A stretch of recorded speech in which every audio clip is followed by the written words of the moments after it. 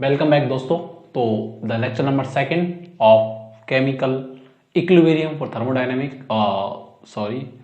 Physical chemistry unit third. तो first lecture में हमने साम्य के बारे में बात कर ली थी, उत्क्रमणीय उत्क्रमणीय अभिक्रियाएं क्या होती हैं। और अब बज रहे हैं रात के 3:30। मैंने सोचा आपके लिए एक बढ़िया सा लेक्चर रिकॉर्ड करता हूं, लेक्चर नंबर सेकंड। ठीक है, इसमें हम लेके आए हैं आप लोगों के लिए द्रव्य अनुपाती क्रिया का नियम, the law of mass action. क्या होता है इक्विलिब्रियम में, इसका क्या रोल है। ठीक है,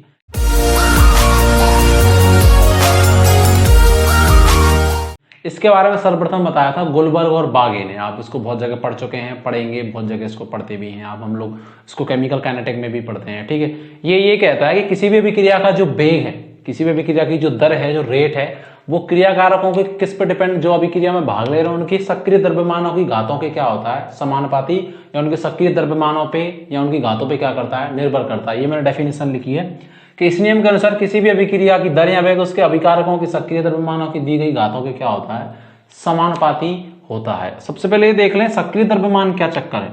इसको इंग्लिश में बोला जाता है एक्टिव मास। इसको फंदा काटते हैं। सक्रिय द्रव्यमान कुछ भी नहीं है। सक्रिय द्रव्यमान होता है किसी भी क्रियाकारक की सांद्रता किसमें, मोल पर लीटर में। ठीक है, किसी भी गैस का दाब, प्रेशर किसमें, एटीएम में। ठीक है, ये क्या कहलाता है, सक्रिय द्रव्यमान। या मोल को वो कभी कभार ग्राम मोल भी लिख सकता है, ग्राम मोल पर लीटर। ठीक है, कुल मिलाकर कंसंट्रेशन होती है। मोलरिटी की टर्म में भी लिख सकता है। ठीक है, सक्रिय द्रव्यमान मोलरिटी भी क्या होती है, मोल बटे कुल आयतन। तो एन मतलब सांद्रता ही होती है, क्योंकि मोल बटे लीटर ही सांद्रता होती है। मोलरिटी भी सांद्रता की एक क्या है, टर्म है। ये क्या कहलाता है, सक्रिय द्रव्यमान ही है। कंसंट्रेशन अगर गैसेस है तो वो किस रूप में आ जाएगा, प्रेशर के रूप में आ जाएगा। मोल को ग्राम मोल भी लिख सकता है, वो सांद्रता को मोलरिटी की टर्म में भी लिख सकता है। इसीलिए आपको सक्रिय द्रव्यमान से टेंशन लेने की जरूरत नहीं है कि सक्रिय द्रव्यमान क्या होता है। एक चीज और याद रखें, सक्रिय द्रव्यमान जो होता है, जो कंसंट्रेशन होती है, उसको किसमें शो करते हैं, बड़े कोष्टक में। उनका अगर जो कोई जितनी भी उनकी संख्या होती है उनको इस कोष्टक की घात के रूप में, जैसे ए है, एक्स है, कुछ भी, उसको ऊपर शो किया जाता है।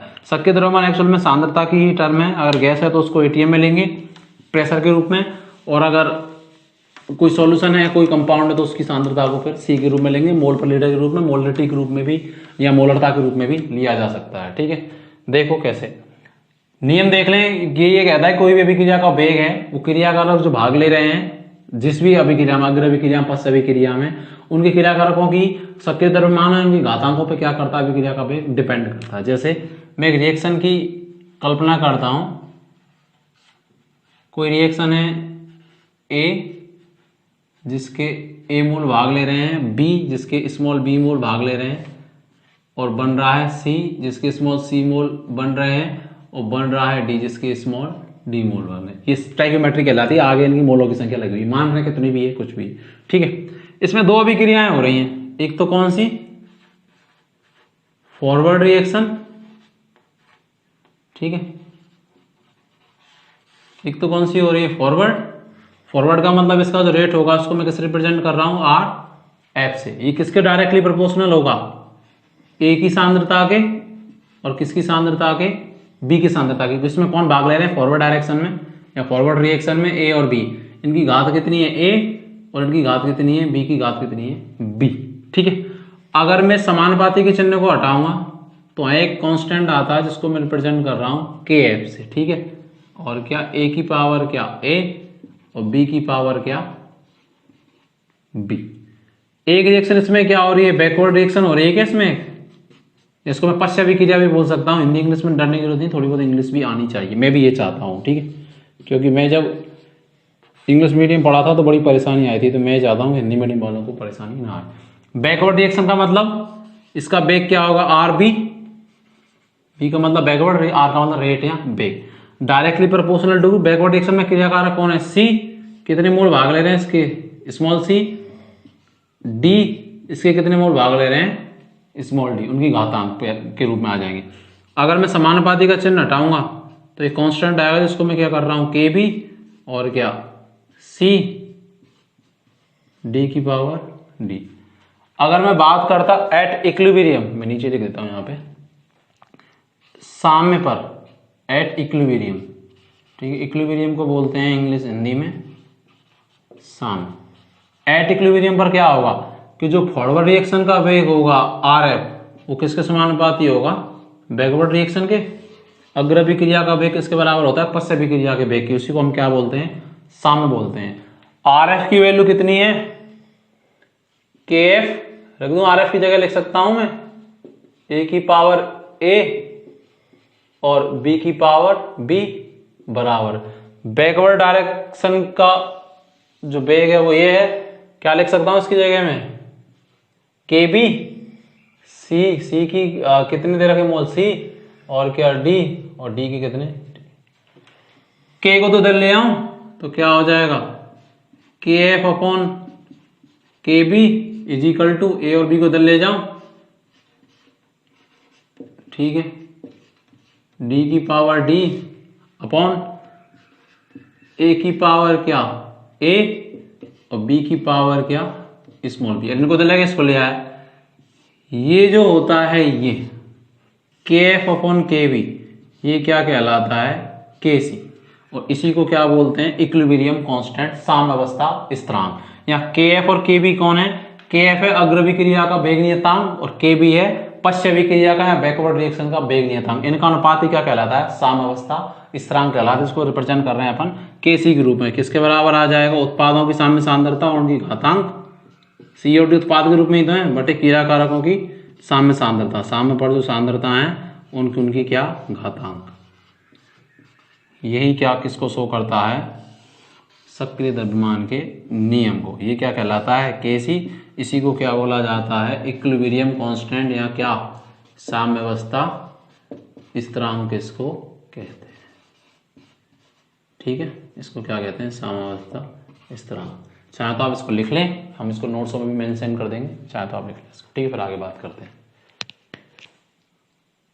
बात कर लेते हैं एक्टिव मास क्या है, सक्रिय द्रव्यमान क्या है। सक्रिय द्रव्यमान क्रियाकारक जो अभिक्रिया में भाग रहे हैं, अग्रभिक्रिया में या पश्चभिक्रिया में, उनकी सांद्रताओं को ही क्या कहा जाता है, सक्रिय द्रव्यमान कहा जाता है, जो कि किस में होनी चाहिए, मोल पर लीटर में। लेकिन सक्रिय द्रव्यमान के और भी नाम हो सकते हैं, मोल पर लीटर भी हो सकता है, ग्राम मोल पर लीटर भी हो सकता है, मोलरता भी सांद्रता ही होती है, कंसंट्रेशन भी सांद्रता होती है। इसको कैसे रिप्रेजेंट किया जाता है, बड़े कोष्टक के साथ इसको क्या कर जाता है, रिप्रेजेंट किया जा सकता है। और गैसों का जो दाब होता है वो भी जैसे किसी कंसंट्रेशन, ऐसी गैसों की कंसंट्रेशन को दाब के रूप में रिप्रेजेंट कर सकते हैं। ठीक है, क्यों कर सकते हैं, क्योंकि मुझे पता है PV बराबर आदर्श गैसों के लिए nRT, आगे बात करेंगे। PV बराबर क्या आ जाएगा, N/V अपॉन RT, और N/V क्या होता है, C, इसीलिए P is directly proportional to C। तो जो गैसों का आंशिक दाब होता है वो किसके समानुपात देता है, कंसंट्रेशन के, क्योंकि N/V कंसंट्रेशन नहीं होती है, मोल बटे आयतन। ठीक है, इसीलिए गैसों का आंशिक दाब उसकी कंसंट्रेशन को शो करता है, जो कि किसको, उसको हम क्या कह सकते हैं, सक्रिय द्रव्यमान। प्योर सॉलिड और लिक्विड के लिए इसका मान कैसा होता है, इकाई होता है किसका, सक्रिय द्रव्यमान का। अर्थात सॉलिडों की और प्योर लिक्विड्स की जो कंसंट्रेशन है वो कभी भी इक्विलिब्रियम कांस्टेंट में, साम्य में कैसी ली जाती है, इकाई ली जाती है। ऐसा इसलिए होता है कि प्योर सॉलिड प्योर लिक्विड में, या सॉलिड है प्योर लिक्विड में, एकांक आयतन में अणुओं की संख्या में कोई परिवर्तन नहीं होता, क्योंकि निश्चित होती है सारी चीजें। नहीं परिवर्तन होता तो मोल में परिवर्तन नहीं होगा, परिवर्तन नहीं होगा तो कोई भी चीज अंततः परिवर्तित नहीं होगी। इट मींस उस पर डिपेंड नहीं करेगा, इसीलिए इकाई कैसी होगी, इसकी जो सक्रिय द्रव्यमान होता है वो क्या होता है, एक होता है। लेकिन गैसों के लिए लागू नहीं होता, गैसों के लिए ऐसा नहीं है कि इसके द्रव्यमान एक वो परिवर्तित है, क्योंकि गैसों में जैसे आयतन को परिवर्तित किया जाता है तो एकांक आयतन में अणुओं की संख्या में भी क्या हो जाता है, परिवर्तन। और अणुओं की संख्या में परिवर्तन हो जाएगा तो सांद्रता में भी क्या हो जाएगा, परिवर्तन हो जाएगा। इट मींस उस पर डिपेंड करती है। इसीलिए कभी भी कहीं सॉलिड हो या प्योर लिक्विड हो, उसके लिए ये सक्रिय द्रव्यमान क्या करना है, एक लेना है। ठीक है, क्यों होता है हम लोगों ने जान लिया। जैसे मुझे ये रिएक्शन दी होती CaCO3 reversible reaction CO plus, इसके लिए साम्य स्थिरांक KC लिखिए। KC क्या हमने देख लिया, भी आगे और बात करेंगे। उत्पादों की साम्य सांद्रता क्या, उत्पाद कौन है, एक तो CaO और एक कौन है CO2, और क्रियाकारक कौन है CO3। लेकिन मुझे पता है कि जो CO है और जो CaCO3 है दोनों क्या है, सॉलिड, और सॉलिडों की साम्य सांद्रता कितनी होती है, सक्रिय द्रव्यमान कितना होता है, एक होता है। इसीलिए इसमें जो ये जो रिएक्शन होगी ये वाली, इसमें जो साम्य स्थिरांक होगा KC, वो किस पे डिपेंड करेगा, केवल किसके, सक्रिय द्रव्यमान सांद्रता पे, CO2 की सांद्रता पे क्या करता है, डिपेंड करता है। कैसे किया आप लोग बता सकते हैं।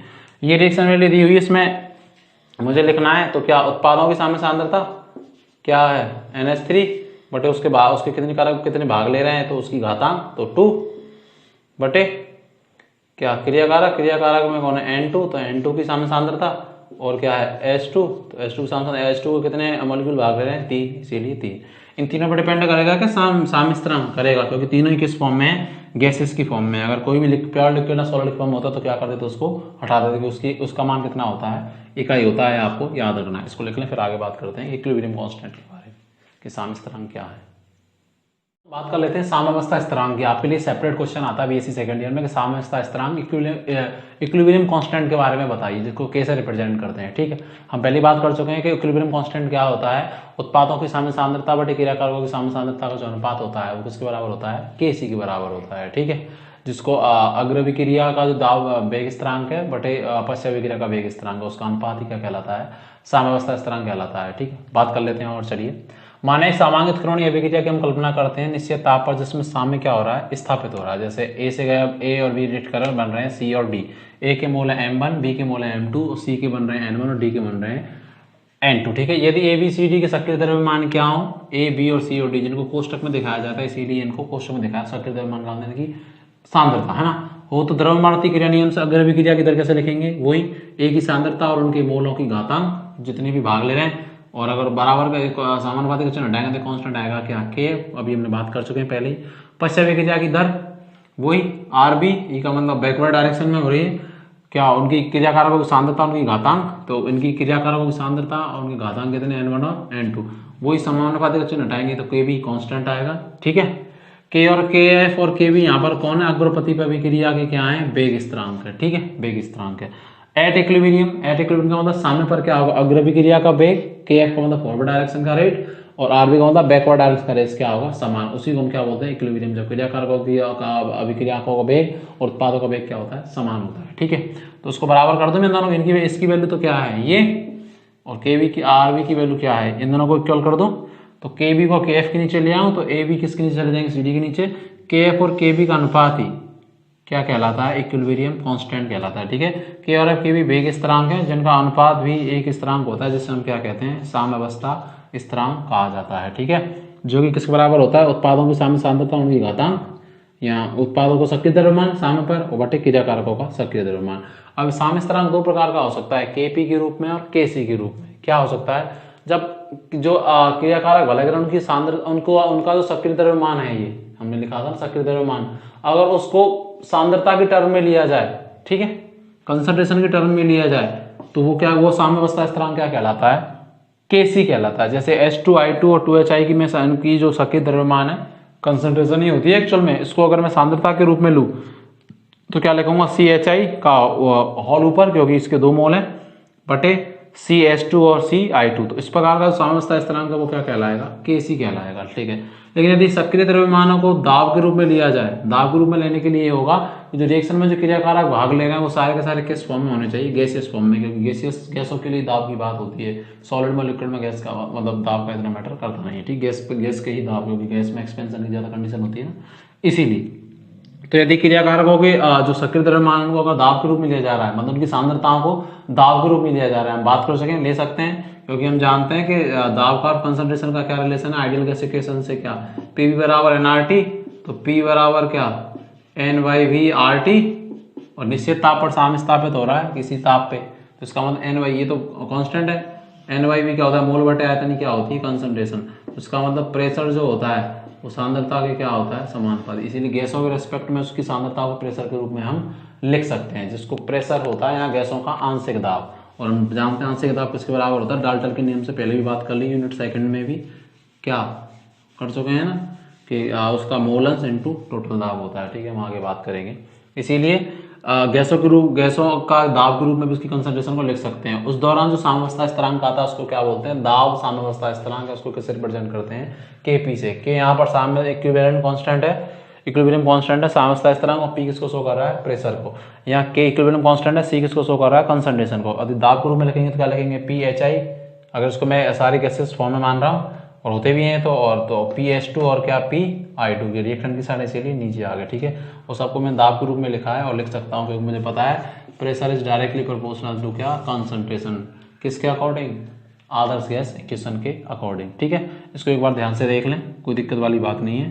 तो इस लेक्चर में हमने बात कर ली है, एक तो क्या साम्य क्या है, साम्यवस्था स्थिरांक क्या है, द्रव्यानुपातिक क्रिया का नियम क्या है। इस तरीके से हमारा लेक्चर नंबर 2 कंप्लीट होता है। अगले लेक्चर में हम मिलेंगे और इंटरेस्टिंग चीज़ों के साथ। जब तक के लिए खुश रहिए, अच्छी तरह देखिए, चैनल को सपोर्ट करिए, पढ़िए। जय हिंद, जय भारत।